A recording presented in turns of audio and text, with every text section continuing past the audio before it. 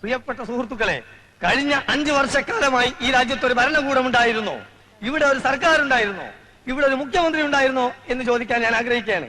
ഇല്ലായിരുന്നു സുഹൃത്തുക്കളെ, ഇല്ലായിരുന്നു.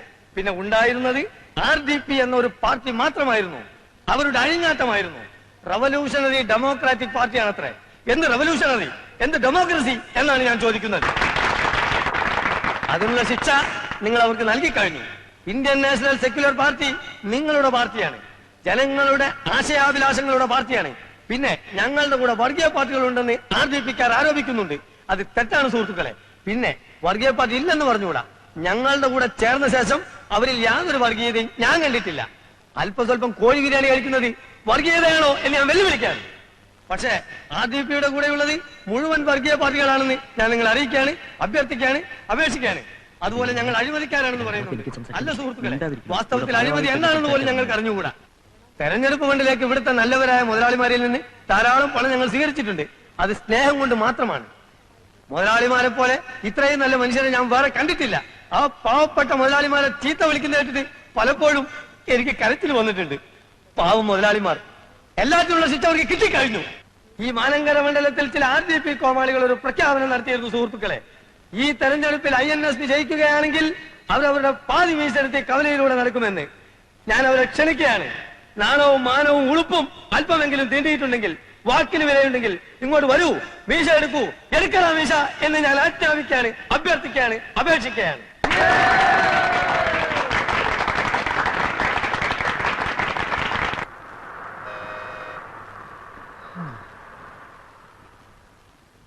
ആ തേണ്ടി RDPയുടെ തൊലി ഇരിക്കുകയാണ് ഉത്തമ. സഹിക്കല്ലാതെ എന്ത് ചെയ്യാ? അവര് ജയിച്ച പാതി മീശ എടുക്കാന്ന് പറഞ്ഞത് കോട്ടപ്പള്ളിയല്ലേ? അതെ, ഇങ്ങനെ ഒരു വിധി എഴുത്തുണ്ടാവുമെന്ന് സ്വപ്നത്തിൽ പോലും വിചാരിച്ചല്ലോ. എന്താ ഉത്തമ ജനങ്ങൾ നമ്മളോട് ഇങ്ങനെ പെരുമാറിയത്? അതേ, ഒരു പാർട്ടിയിലും പെടാത്ത നിഷ്പക്ഷമതികളായ കുറെ ജനങ്ങളുണ്ടല്ലോ, ആ തെണ്ടികളായി ഇത്തവണ നമ്മളെ പറ്റിച്ചത്. നമ്മുടെ ഗവൺമെന്റ് എന്തൊക്കെ ജനങ്ങൾക്ക് കൊടുത്തു? കൂടുതലും വാഗ്ദാനങ്ങളാ കൊടുത്തത്. ഉത്തമ, നമ്മുടെ പാർട്ടിയെ നമ്മൾ തന്നെ വിമർശിക്കരുത്, അതും ഇന്നത്തെ ചുറ്റുപാട്. ഞാൻ ആലോചിച്ചപ്പോ ഒരു കാര്യം തോന്നിപ്പോവാണ്. എന്തേ? ജനങ്ങൾ സമ്പൂർണ്ണ സാക്ഷരത നേടിയതാണ് നമുക്കടിയായത്. എങ്ങനെ? സാക്ഷരത നേടിയപ്പോ ജനങ്ങൾക്ക് വിവരം വന്നല്ലോ. അതുകൊണ്ടാണോ ഇത്തവണ അവർ നമുക്ക് വോട്ട് ചെയ്യാത്തത് എന്നാണ് എന്റെ സംശയം. അത് ശരിയാ, ജനങ്ങൾക്ക് നല്ല ബുദ്ധി വന്നാ പിന്നെ അവരെല്ലാ പാർട്ടിക്കാരെയും കല്ലെറിഞ്ഞ് കൊല്ലാനിടയുണ്ട്. മറ്റു സംസ്ഥാനങ്ങളിലൊക്കെ എന്ത് സുഖ, സിനിമാ നടനോ നടിയോ ആരെ വേണമെങ്കിലും അവർ ജയിപ്പിക്കും. കാരണം അവിടെ സാക്ഷരതയില്ല, വീരാരാധന മാത്രമല്ലേ ഉള്ളൂ. അതൊക്കെ പോട്ടെ, ചില്ലറ വല്ലതുണ്ടോ പരിപ്പുടക്കും ചായക്കും? എല്ലാം തീർന്നില്ലേ? തെരഞ്ഞെടുപ്പ് കഴിഞ്ഞ പിന്നെ വീട്ടിൽ കയറിയിട്ടില്ലല്ലോ, പിന്നെ ഇവിടുന്ന കാശ്. എന്റെ അനുജനുണ്ടല്ലോ, ആ അലവലാതി അവിടെ നിന്നോണ്ട് എന്നെ നോക്കി ചിരിക്കുക. എങ്ങനെ ഞാൻ അവനെ ഫേസ് ചെയ്യും? വീട്ടിൽ പോവാതിരുന്ന വിശന്ന് ചാവുകയും ചെയ്യും. എന്നായാലും ഫേസ് ചെയ്തല്ലേ പറ്റൂ കോട്ടപ്പള്ളി. അതെ, തെരഞ്ഞെടുപ്പിൽ എന്തായാലും ജയിക്കുമെന്ന് വിചാരിച്ച് ഞാൻ പല വെല്ലുവിളികളും നടത്തിയതാ. ആകെ അബദ്ധമായി. ഞാൻ ഭയങ്കര ആവേശത്തിൽ അങ്ങനെ പ്രസംഗിച്ചുകൊണ്ട് നിൽക്കുകയായിരുന്നു. ജനങ്ങളുടെ കയ്യടിയും ബഹളവും കാരണം ആകെ പ്രശ്നം. അച്ഛാ, നേര് പറയട്ടെ, എന്റെ ഓരോ വാക്കിനും കയ്യടിയായിരുന്നു. അതിന്റെ ഇടയിലെ ഞാൻ മൂപ്പരെ കണ്ടത്. ഞാൻ കണ്ടു എന്ന് മനസ്സിലാക്കിയപ്പോ തന്നെ മൂപ്പര് പാർട്ടി ഓഫീസിനകത്തെ ഒറ്റ വലിച്ചില്ല. അപ്പൊ പിന്നെ എനിക്ക് ആവേശം മൂക്കാതിരിക്കൂ? INSP തെരഞ്ഞെടുപ്പിൽ ജയിച്ചാൽ പാതിമീശ വടിച്ചോളാമെന്ന് വീമ്പിളക്കിയവന്മാരൊക്കെ എവിടെ എന്ന് ഞാൻ അട്ടഹസിച്ചു. പിന്നെ ആളുടെ പൊടി പോലും കണ്ടിട്ടില്ല. അങ്ങനെയൊന്നും പറയണ്ടായിരുന്നു മോനെ. അച്ഛാ, ഈ രാഷ്ട്രീയം എന്ന് പറഞ്ഞാൽ പല്ലും നഖവും ഉപയോഗിച്ചുകൊണ്ടുള്ള ഒരു ആക്രമണമാണ്. നമ്മൾ മടിച്ചു നിന്നാലേ എതിരാളികൾ നമ്മളെ ആക്രമിക്കും. ഓ അപ്പടിയാ? പിന്നല്ലാതെ. എന്നാലും പ്രസംഗം കഴിഞ്ഞതിന് ശേഷം നിനക്ക് അവനെ ഇങ്ങോട്ട് വിളിച്ചോണ്ട് വരായിരുന്നു. നന്നായിരിക്കും. ഈ കഥർ വിട്ടുകൊണ്ട് ഞാൻ അവരുടെ ഓഫീസിലേക്ക് കയറി ചെന്നാലേ വളരെ നന്നായിരിക്കും. പ്രവേട്ടം വരുന്നുണ്ട്. എവിടെ? പിൻവശത്തോടെ വരുന്നേ. മുൻവശത്തൂടെ വരാൻ ധൈര്യം കാണില്ലല്ലോ. നീ ഒന്നും മിണ്ടാതിരുന്നില്ലെങ്കിലുണ്ടല്ലോ. മോള് പോയി പ്ലേറ്റ് എടുത്തോണ്ട് വാ.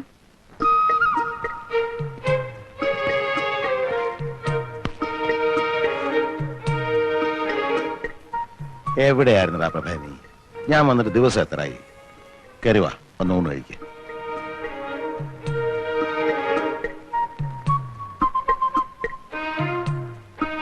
പ്രഭേ, ഞാൻ പറഞ്ഞില്ല അച്ഛാ, തോറ്റതിന്റെ ചമ്മല് മാറിയിട്ടില്ല.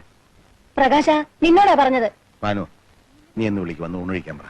ഇവ നാട്ടടക്കി ഇരുന്നാ ഞാൻ വിളിക്കാം. മോനൊന്നും മിണ്ടണ്ട കേട്ടോ. ഇല്ല, ഞാൻ ഒന്നും മിണ്ടുന്നില്ല.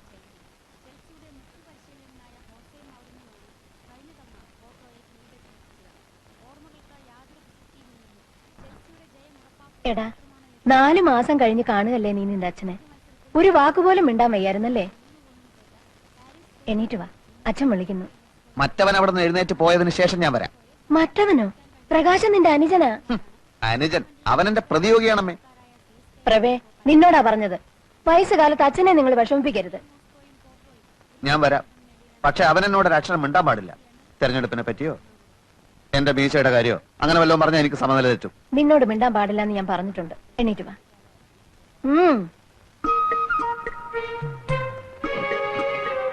അവൻ എന്നെ നോക്കി ചിരിക്കാനും പാടില്ല. നടക്കടാ അങ്ങോട്ട്. എന്തോ നാടാ ഇത് നിങ്ങൾ തമ്മിൽ ഇരുന്നൂണ് കഴിക്കും. അച്ഛൻ എപ്പോ വന്നു? ഓ മഹാഭാഗ്യം. ഇപ്പോഴെങ്കിലും ഇതിന്റെ ശബ്ദം ഒന്ന് കേട്ടല്ലോ. അവൻ ഇച്ചിരി മീൻകുളം പോട്. അമ്മേ, ചോറ് ഇത്തിരി കൂടുതൽ വിളമ്പിക്കോ. മൂപ്പർക്ക് നല്ല ക്ഷീണം കാണും. അമ്മേ, നീ കഴിച്ചു കഴിഞ്ഞില്ലേ? എണീറ്റേ. മോനെ, ഒരു തേർതലാകുമ്പോ എന്താന്ന് പറയാ, ഒരു തെരഞ്ഞെടുപ്പ് ആകുമ്പോ ഒരു പാർട്ടി ജയിക്കും, ഒരു പാർട്ടി തോക്കും. എന്നാൽ ഇങ്ങനെ ഉണ്ടാവും ഒരു തോൽവി. എനിക്ക് ചോറ് വേണ്ട. അവിടെ ഇരിക്കടാ. ഇരിക്കും മോനെ. പ്രകാശ. ഇല്ലച്ചാ, ഞാനൊന്നും മിണ്ടുന്നില്ലേ. ആരും അത്ര നകളിക്കൊന്നും വേണ്ട. IMF-കാർ നമ്മളെയൊക്കെ ഇപ്പൊ അറസ്റ്റ് ചെയ്യാൻ വരും. എന്തിന്? ഇന്റർനാഷണൽ മോണിറ്ററി ഫണ്ട് നമ്മുടെയൊക്കെ തലയെണ്ണി കടം വാങ്ങിച്ചിരിക്കല്ലേ അച്ഛാ? അച്ഛാ, ഇവിടെ ആരും ആരെയും അറസ്റ്റ് ചെയ്യാനൊന്നും പോകുന്നില്ല. IMF-കാർക്ക് ഞങ്ങൾ കൃത്യമായിട്ട് പലിശ കൊടുക്കുന്നുണ്ടല്ലോ. അതിന് ടൺ കണക്കിന് സ്വർണം വിദേശത്ത് കൊണ്ടുപോയി പണയം വെച്ചില്ലേ? അതില് ഭരണഘടനാ വിരുദ്ധമായിട്ട് ഒന്നുമില്ലല്ലോ. ഇത്ര സ്വർണം വിദേശത്ത് നിക്ഷേപിക്കാമെന്ന് വ്യവസ്ഥയുണ്ട്.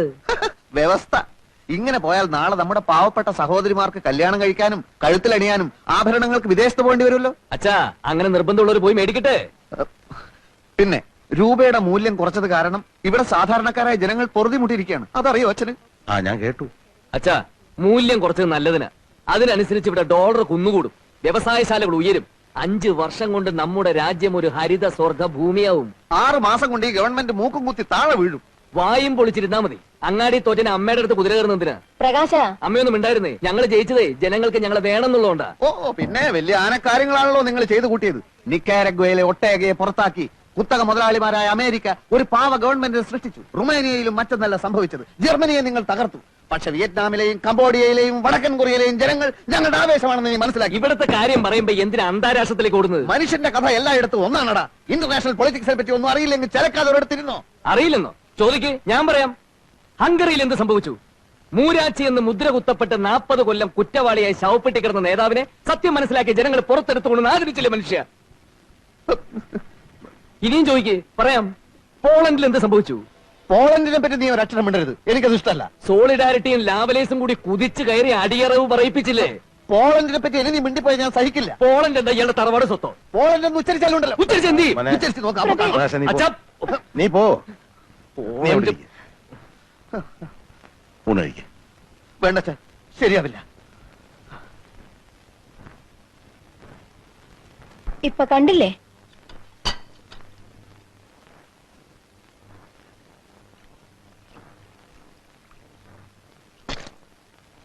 പാനുവേ, ഇപ്പൊ എനിക്കെല്ലാം മനസ്സിലായി. പ്രഭാകരനെയും പ്രകാശനെയും കുറിച്ച് നീ ഓരോന്ന് പറയാനുള്ള കാരണം എനിക്ക് പിടികിട്ടി. എന്താ? അവര് പറയുന്നൊന്നും മനസ്സിലാക്കാനുള്ള അറിവ് നിനക്കില്ല. അത് തന്നെ എനിക്കും അതില്ലെന്ന് കൂട്ടിക്കോ. പക്ഷെ ഞാനും നീയുമായിട്ടൊരു ചെറിയ വ്യത്യാസമുണ്ട്.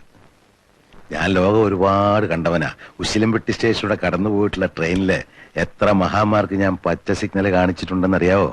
ഇവന്മാർക്ക് അങ്ങനെ സിഗ്നലൊന്നും നിങ്ങൾ കാണിക്കണ്ട. തെരഞ്ഞെടുപ്പെന്നും പറഞ്ഞ് ഇവിടെ രണ്ടുപേരും കൂടെ കാട്ടിക്കൂട്ടിയ പൂലൊന്നും നിങ്ങൾക്കറിയില്ലല്ലോ. എടീ, ഇനിയുള്ള കാലം നമ്മൾ രണ്ടുപേരും പ്രഭാകരന്റെയും പ്രകാശന്റെ അമ്മയും അച്ഛനുമായിട്ട് അടുത്ത് ചുമ്മാ ഇരുന്നാ മതി. അവിടെ ഇപ്പോഴത്തെ പോക്ക് കണ്ടാ അറിയാം അവർ പെരിയ ആൾക്കാരാകുമെന്ന്. എന്റെ മക്കളെല്ലാം പെരിയവരാകും. എന്താണ് അത്ര വൈകിയത്? വൈകിപ്പോയി മാഷെ. അപ്പോ അപ്പൊ ആ സംഖ്യയെ ഇവിടെ വാ. വൈകി വരുന്നൊരു പതിവാക്കിയിരിക്കണോ? അല്ല, വരുന്ന വഴിക്ക് എന്നെ ഒരു പശു കുത്താൻ വന്നു ടീച്ചർ. സൈലൻസ്. ഈ കുട്ടികളെ ഒന്നും പശു കുത്താൻ വന്നില്ലല്ലോ. അല്ല, അത് പശുവിന് എന്നോട് എന്തെങ്കിലും മുൻവൈരാഗ്യം കാണും ടീച്ചർ. തന്റെ ധിക്കാരം കുറെ കൂടുന്നുണ്ട്. ഹോംവർക്ക് ചെയ്ത് കാണിക്ക്. രാത്രി വീട്ടില് കറണ്ട് ഇല്ലാത്തോണ്ട് ഹോംവർക്ക് ചെയ്തില്ല ടീച്ചർ. വേണ്ട വേണ്ട, ഒന്ന് വെക്കും തോറും താൻ കുറച്ച് കൂടുന്നുണ്ട്. നിന്നെ ഞാൻ കറക്റ്റ് സമയത്ത് തന്നെ എത്തി. ചായ ചൂടാറുന്നതിന് മുമ്പ് എത്തില്ലായിരിക്കും സംശയം ഉണ്ടായിരുന്നു. ഉപ്മാവ് ഉണ്ടാക്കി മേശപ്പുറത്ത് വെച്ചിട്ടുണ്ട്. ആ പ്രശാന്തിനെ കൊണ്ട് ഞാൻ തോറ്റു കേട്ടോ. ഈ നിലയ്ക്ക് പോയാ അവനെ സ്കൂളിൽ നിന്ന് പുറത്താക്കാൻ ഞാൻ തന്നെ ഹെഡ്മാസ്റ്ററോട് പറയേണ്ടി വരും. ഇന്നെന്താ കംപ്ലൈന്റ്? ഞാനന്ന് അടിക്കാൻ ഓങ്ങിയപ്പോ അവൻ എന്റെ കൈക്ക് കയറി പിടുത്തം. അയ്യോ, ഞാൻ അവനെ രഹസ്യമായിട്ടൊന്ന് ഭീഷണിപ്പെടുത്താം. ഇനി രഹസ്യമായിട്ടൊന്നും പോരാ. നിങ്ങൾ മുടക്കിയിട്ട ഭാനിച്ചോട് ഇതുവരെ ഞാൻ പറയാതിരുന്നത്. ഇപ്പൊ അച്ഛനുണ്ടല്ലോ, മോനെ പഠിപ്പിക്കണ വേണ്ടെന്ന് അവര് തീരുമാനിക്കട്ടെ. പോട്ടെ ടീച്ചർ, അതൊന്നും അത്ര കാര്യാക്കണ്ട. കുട്ടികളാകുമ്പോ കുറച്ച് വികൃതിക്ക് ഉണ്ടാവും. നമുക്ക് മക്കളില്ലാത്തോണ്ട് അതൊന്നും മനസ്സിലാവാത്തത്. ഒരു കുഞ്ഞിക്കാല് കാണാൻ വേണ്ടി നമ്മൾ എന്തൊക്കെ ചെയ്തു. ഉരുളി കമത്തി, കുഞ്ഞിക്കുരു കൊണ്ട് തുലാഭാരം നടത്തി. അങ്ങനെ നമ്മുടെ പ്രാർത്ഥന കൂടി വന്നപ്പോ ദൈവം ടീച്ചർക്ക് ഒരുപാട് വികൃതി കുട്ടികളെ തന്നു. അത് സ്കൂളിലായി പോയി എന്ന് മാത്രം. അപ്പോഴേക്കും വിഷമായ. ഒരു തമാശ പറയാൻ കൂടി പറ്റില്ല. കഷ്ടാണ്. മക്കളില്ലാന്ന് വെച്ച് നമുക്ക് എന്താ ഇവിടെ കുറവ്? നീ പോയി ചായ കുടിക്കേ. അവനെ ഞാനൊരു ഈർക്കലെടുത്ത് തല്ലി കൊല്ലാൻ പോവാ.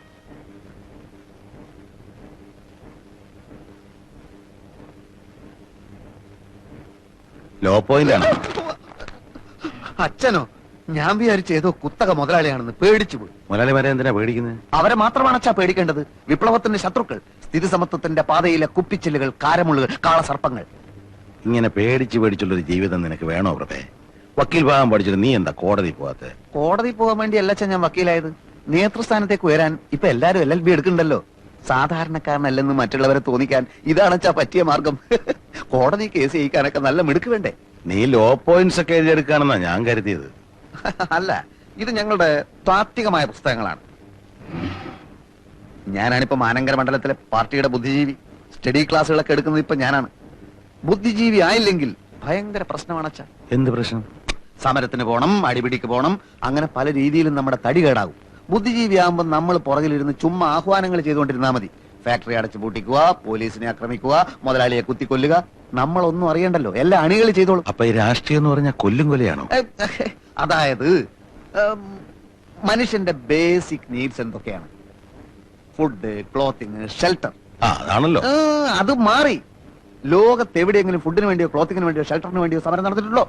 അതില്ല. സ്വാതന്ത്ര്യത്തിന് വേണ്ടി നടന്നിട്ടുണ്ട്. സ്വാതന്ത്ര്യത്തിന് വേണ്ടി മാത്രമേ നടന്നിട്ടുള്ളൂ. ഉട്ടോപ്യൻ യുഗത്തിലല്ല നമ്മൾ ജീവിക്കുന്നത്.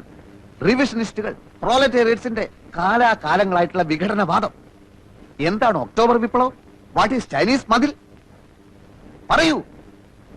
അച്ഛന് സംശയം തീർക്കാൻ ഞാൻ കുറച്ച് പുസ്തകങ്ങൾ തരാം കേട്ടോ.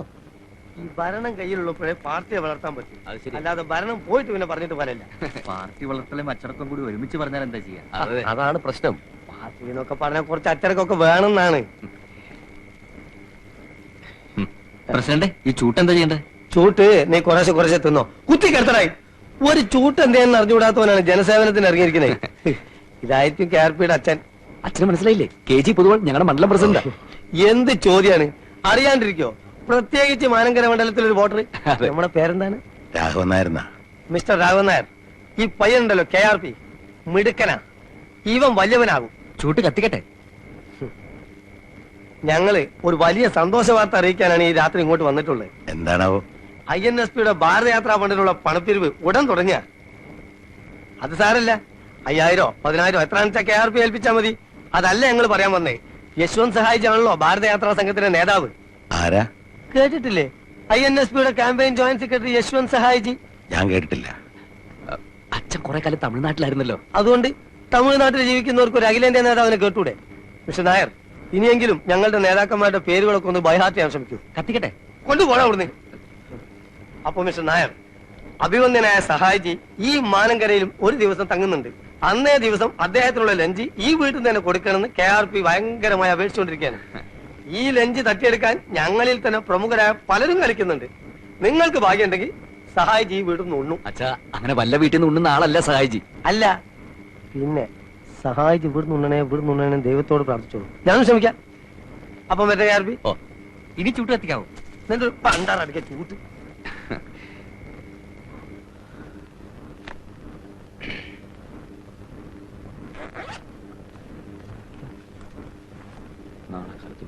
പ്രകാശ. എന്താ അച്ഛാ? അല്ല, നിന്റെ നേതാവ് വേറെന്തോ ഒരു പേരാണല്ലോ നിന്നെ വിളിച്ചത്. RSPയോ KSPയോ? അല്ലച്ചാ, KRP. പൊളിറ്റിക്കൽ സർക്കിളിൽ ഞാൻ പറയപ്പെടുന്നത് അങ്ങനെയാ. കോട്ടപ്പള്ളി രാഘവൻ നായർ പ്രകാശൻ, അതാണ് KRP. അയ്യേ, പ്രകാശ് എന്നുള്ള പേര് നല്ലതായിരുന്നില്ലേ? പക്ഷെ ഒരു രാഷ്ട്രീയ നേതാവിന് 3 അക്ഷരമുള്ള ഇംഗ്ലീഷ് പേര് രാശിയ. ഇപ്പോ MGR, NTR, PKB, EMS, AKG എല്ലാം 3 അക്ഷരല്ലേ? ഞാൻ KRP 3 അക്ഷരം.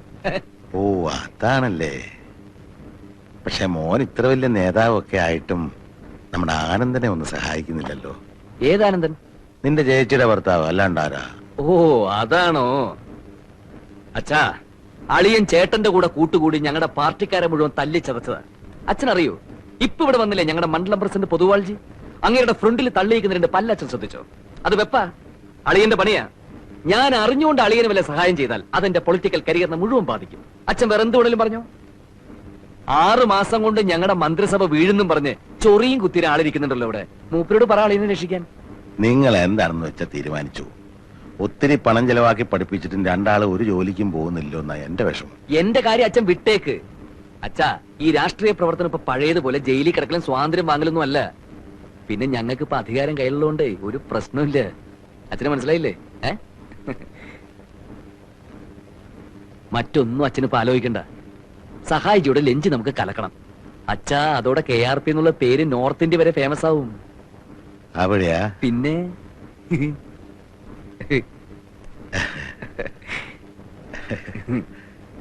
അവര് പറയുന്നത് മുഴുവൻ വിശ്വസിച്ചോ? എനിക്കെന്താ, ഫേമസ് ആകും അത്രേ.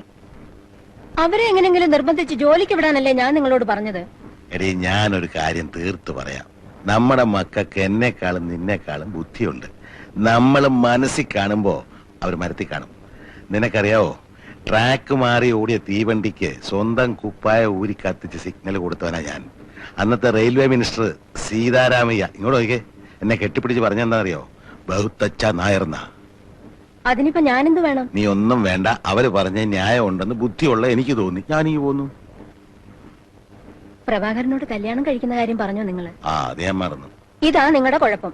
സായിപ്പിനെ കാണുമ്പോ കവാത്ത് മറക്കും. ലതികയുടെ കല്യാണത്തിന് മുമ്പ് അത് നടത്തിയില്ലെങ്കിൽ നാണക്കേടാ. തന്നെയല്ല, ഞാൻ നിങ്ങളെ പോലെ ചെറുപ്പമൊന്നുമല്ല. എനിക്ക് വയസ്സായി വരിക. സഹായത്തിന് ആരെങ്കിലും ഇല്ലാതെ എങ്ങനെയാ? ഭാനു, ലതികയുടെയും പ്രഭാകരന്റെയും പ്രകാശിന്റെയും എല്ലാവരുടെയും കല്യാണം ഞാൻ അതാത് സമയത്ത് വേണ്ട പോലെ നടത്തും. നടത്തിയാ മതി.